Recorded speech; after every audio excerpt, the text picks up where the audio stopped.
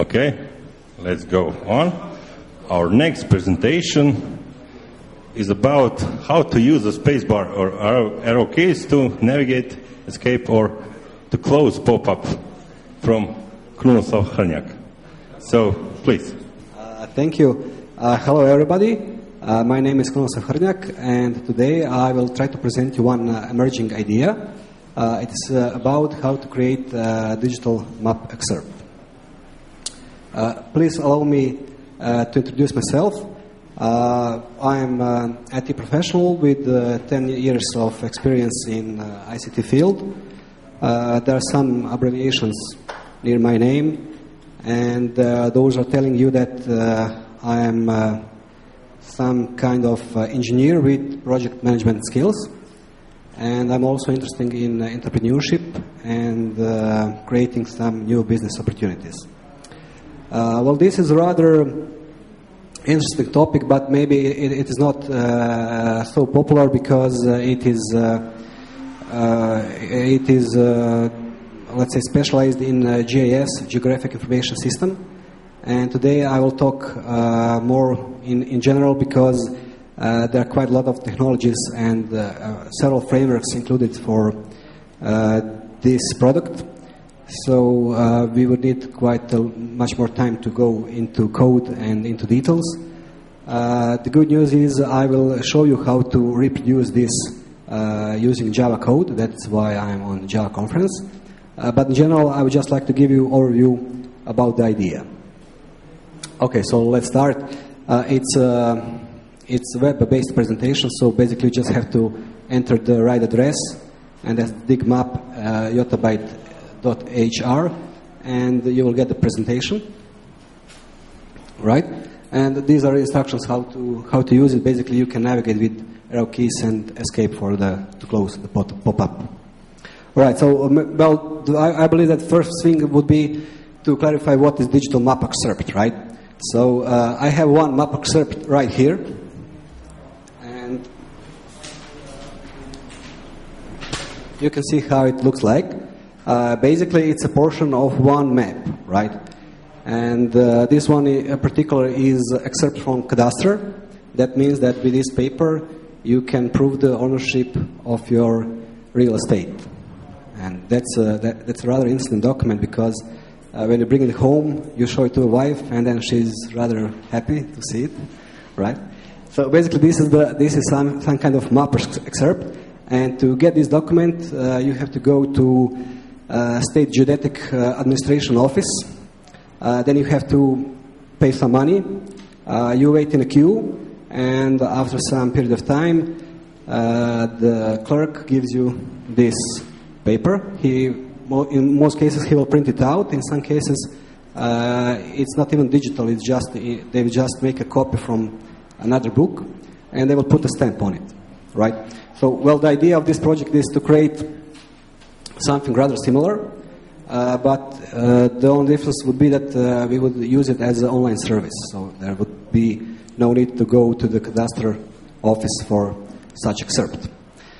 Well, if we want to see what is the main difference between, let's say, existing solutions, there are a lot of frameworks for reporting. There are also a lot of frameworks for working with GIS, but there is a lack of interoperability. And basically, this idea is setting a standard for interoperability and to get this excerpt in standardized way. All right. So, do you have any questions? No, at this point. So we don't have to wait till the end of the presentation. Just feel free to ask any question. I hope this is going to be interactive. And I'm also having some candies. So on the top of these cups, I'm giving candies for each question, right?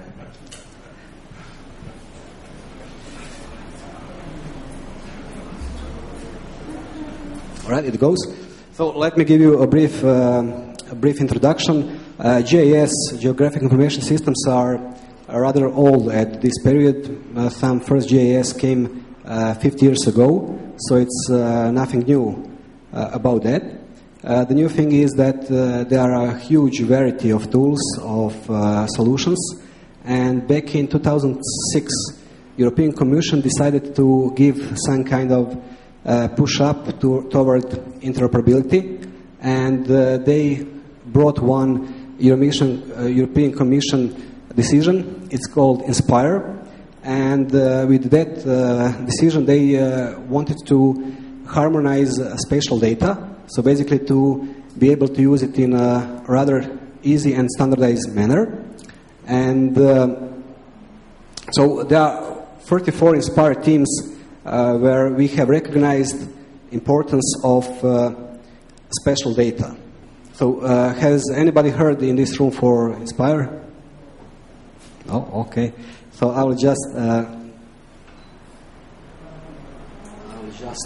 go on this picture, and yeah, well, basically here we have 4 annexes, and we have 34 teams where spatial data are extremely important. So as you can see, well, we are maybe most interested in Cadaster, right? Because this is something that we all have deal with, and there are also other areas like transportation networks, addresses, administrative units, hydrology, land cover, oceanography, and many other things. Okay, so do you have any question regarding this one? No? Okay. So maybe just to go one slide back, I have one map here. All right. And, well, this map is presenting home ownership in Europe, right? So basically, it's a presentation about the percentage of home ownership rate. So how many people in Europe have their own home, right? So there are some countries like Croatia, Bulgaria, Italia, and etc. This dark one, and well, in those countries, people are owning their home in more than 80%, right? So we are having our houses in our property.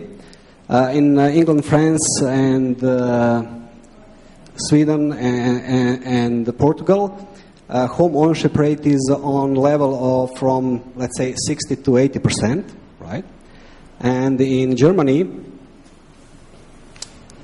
Switzerland, and Austria, percentage is about 50%. So that means that every other citizen has its own home, and other are renting their home place. Okay, so well, I believe this is the most well, this is the best example. Why do we need some kind of map excerpt? So basically, we can prove this ownership, right?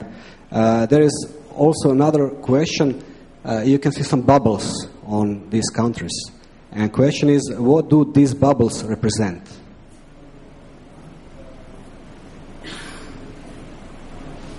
Or do you see bubbles, right?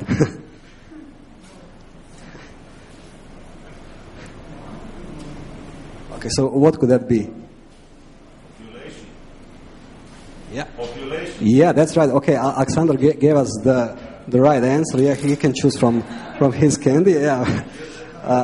Yeah, that's right. That's the total population. Basically, there is something about 80 million people in Germany, right? And there is something about 4 million in Croatia. So even if every man in Croatia needs to get his excerpt, there will be still 4 million clients, right? And even if every second citizen in Germany wants to get this excerpt, then you will have 40 million clients. So it is also important the total size of each country population. Okay, so I believe that now we are all clear what does this digital map excerpt does, right? Yeah, more or less. Okay. So what is the idea here? Well, the idea is here to give a call to join this project, and I would also like to present you people who are working on this project beside me. So beside me, my wife is also working on this project because I'm having intention to get some financing from European Union from Horizon 2020 Program E. There is Mr. Dragan Divjak. He is Master of Science in Geodesy and Geoformation, and there is also Mr. Shubanovic, who is working in meteorology. You can see there are this is quite various people because GIS in general is something where you get clients from different areas, so it's very usual to have a different profile of people. Okay, so now the question is why we should care and why we should do it, and well, the question is what is new here.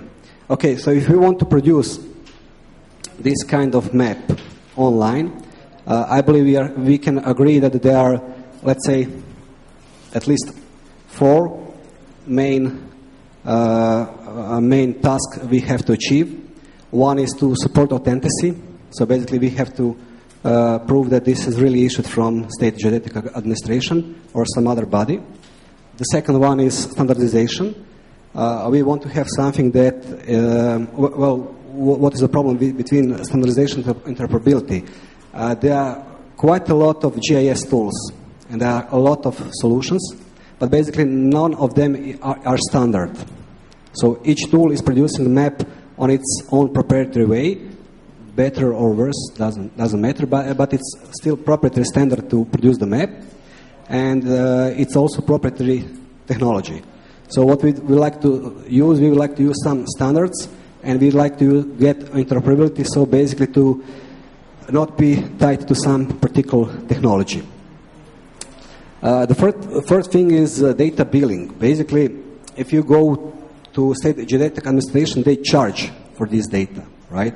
So it would be nice to have some kind of, let's say, data billing. Doesn't matter on which parameters, on the parcel, on the number of points, on the area of the parcel, but there should be some kind of data billing engine.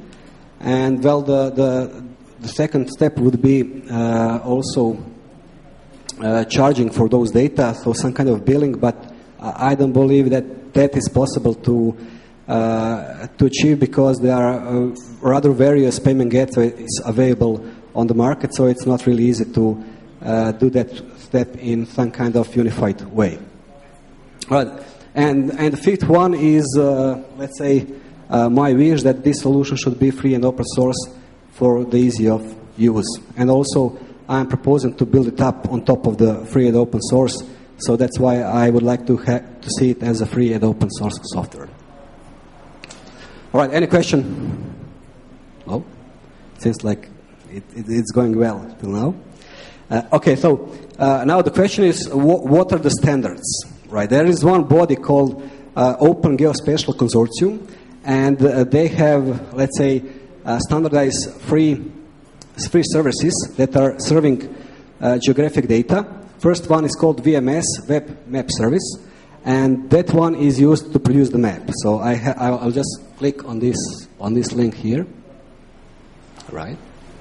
Okay, and then here comes the map. Right. So this is rather standardized way to produce map, and it's very interoperable because on the address bar you can see URL which you have to call to produce such kind of map. So basically you are not interested what is the backend technology, you just use it as some kind of web service, right? What you get here, basically you get some kind of picture, right? And that's rather good for us because we like pictures, right? So we can get some kind of feeling how this polygon parcel or whatever looks like. But that's not really good for some kind of data processing because we should get data in digital format, right? So there is another service called VFS. Okay, what VFS does? Well, VFS returns you this polygon in its original format. Basically, you get the exact points of or coordinates of this polygon. And there is also the third one. The third one is called VPS, Web Processing Service, and that third one is used for special data geoprocessing. That means you can do all sort of processing on those data. For now, there are different kind of VPS processing actions available. Here is some kind of list of these processing tools. So basically, you can get you can see does one polygon contains another. You can get the centroid. You can get the buffer or any kind of special processing. And VPS is some standard that is defining the technology, but it's not defining the content. And the idea of DigMap is to use all those services to give interoperable digital map excerpt. That means we will use VMS to create the picture. We will use VFS to embed the data inside this digital map excerpt. And of course, we will deliver this service using the VPS, right? Okay, maybe now you have learned something new about GIS standards. Okay, so now the next question is, why should we do it? Basically, there are some social impacts. Nowadays, a lot of people are walking around with their mobile phone, and basically they are expecting public services as some kind of real-time online self-service, and that's why we should go in this direction to enable people to get a better comfort and service when we are talking about digital map excerpt, for example, Cadaster excerpt or any other excerpt. Then there is competitiveness of European Union. European Union really likes to enhance usage of modern technologies. Also, they are rather concerned about how to disseminate spatial data and how to reuse public services. And there are quite a lot of European Union policies that are going in these directions. Okay, so the next slide shows us how those services can be created. Well, they can be created in several, let's say, stages. The very basic service can be just information on the internet, how you can get this excerpt, right? Then the second one is you download some form, you fill it in, and you go back to the office and they give you excerpt. Fourth one is to get some interaction, and what we would like to achieve, we would like to achieve this fifth level, and that's called targetization.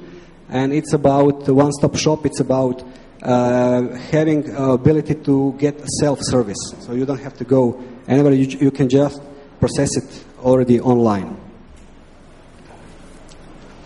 Okay, so here is some kind of short resume why we should do it and why it would be nice to have some kind of service. So this is a good point for discussion. Do you agree that we should get this kind of service? Somebody disagrees? No, okay, so everybody agrees, nice. Okay, so here comes the main part. Why are we here? Well, we are here. I hope that I have convinced you about this idea that that we are doing good stuff and it should be done. So I'm here to invite you to join the project, right? Okay, so what is our goal? Our goal is to create software for easy digital map excerpt creation. All right, so how can you join? You can join as a developer. Basically, this particular implementation of DigMap is done in Java. So if you are a Java developer, you can join and learn some new frameworks for reporting and for managing geographical data. Then you can join as an end user. Maybe you need to use such tools in your environment, in your company. So that would be very nice because you could be a reference to show how to use this tool. Or there is also third option, you can be a supporter, right? So you can just cheer us, motivate, or I will not say bring some money, but if you'd like to, it would be nice. All right. Well, I especially like this part because it's very interactive and it goes woo. That's one. Okay. So my next step is I would like to get some funding from European Union because I think it's a good idea. I believe we deserve better public services, and I believe that European Union should also invest in open source software, and that this whole story will boost our competitiveness and services. That's why I already had one application on SME instruments. Unfortunately, that application has failed. We were very close. We were about on 11 points from 13 points how much we needed to get this funding.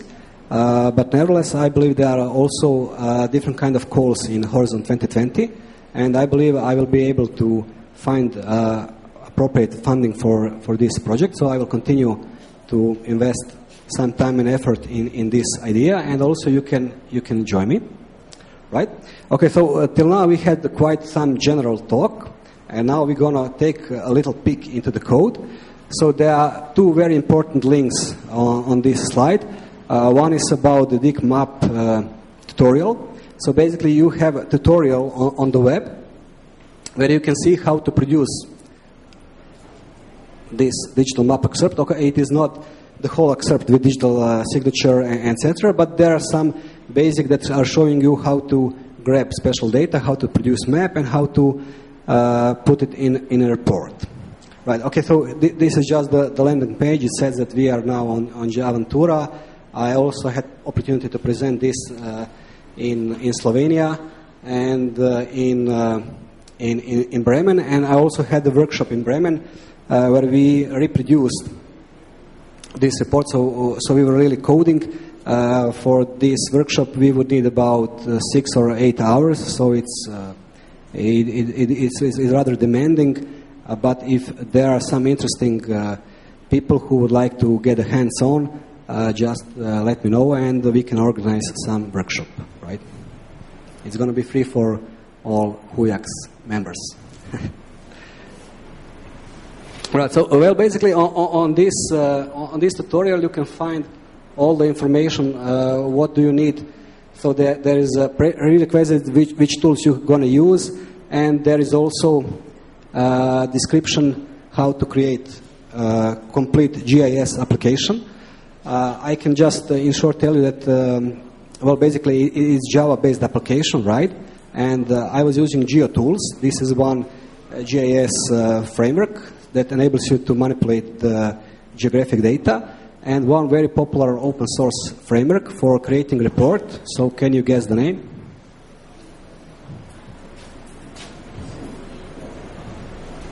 Yeah. So can you name some Java reporting tools? Yeah, that's right. It is Jasper report. So somebody just earned his. Okay, so basically it's based on GeoTools and Jasper report. And for this tutorial, we are creating 3 types of application. We are just creating one simple command line application just to show some abilities. Then we are going for some, let's say, a little complicated example where we are creating a web application that is using third-party VMS, VFS, and VPS services. And there is a third one where we are creating something called GeoServer extension. So there is one great software called GeoServer, and basically that software is used to produce the maps, right? So if you have some special data in any kind of database, Oracle database, Microsoft database, Postgres, shapefile, or anything else, GeoServer can connect on those data, and it is able to produce the maps. So the maps as an image, and also it can deliver special data in GML format. Okay, so what we are producing in this third one, we are producing this extension that is working on GeoServer. And after we produce this extension, we are integrating this into one complete GIS application. Right. So any questions about this workshop, or maybe somebody interested? Not? Okay, so I have to close this one. So basically, it is also available on the web, right? Just go on this site, and you can see how this works. Okay, and now it would be very nice if we can do some tryout, see how the stuff works. So I will open this GIS application. This one is rather simple one. It has a map of Europe, right? It has some countries. We are having several buttons here. So this one is to make a zoom in, so you can just enlarge the map. There is some navigation tools, and there is DigMap button, right? So it is intended to be rather easy to use. And now I'm just looking for one volunteer who would like to try and to create a digital map excerpt. So here are the instructions, and there is a map. So who is the volunteer? Yeah, well, we have one. He likes candies. All right. Candies first. Now, okay. Alexander, the floor is yours. Okay. So, what I have to do now, I have to choose.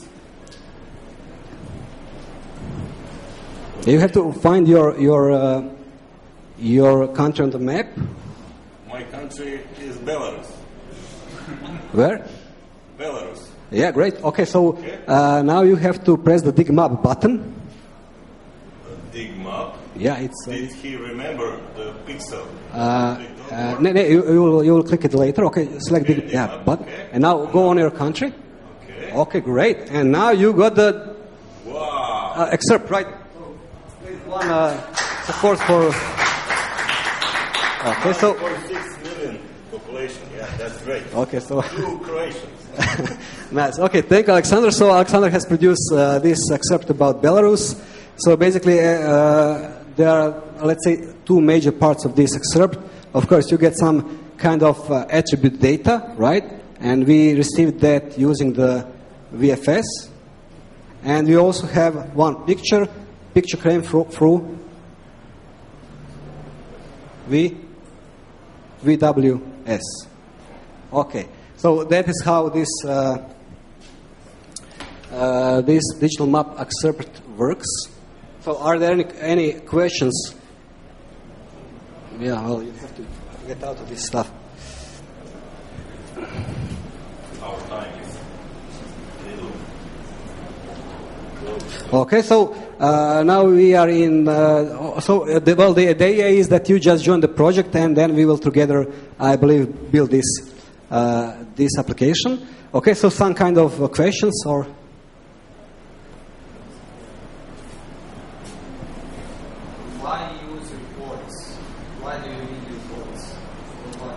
Yeah, well, you use report for 2 reasons. Basically, you should, it's not necessary to use report, or something like just report, because you can just use some kind of tool and produce the PDF. Because I believe that PDF is a rather good format for several reasons. It's more like a container, so you get PDF as something that is interoperable. You can open it on every computer.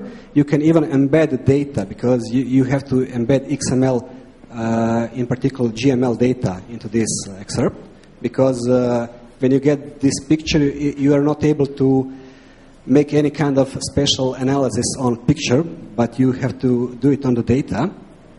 So maybe the answer would be you don't need a reporting tool, but Jasper is a very nice reporting tool, because it enables you to easily create report, and it also gives you good user interface for creating reports. So maybe it is just easier that way. But it's not really a necessary component, right? Thank you.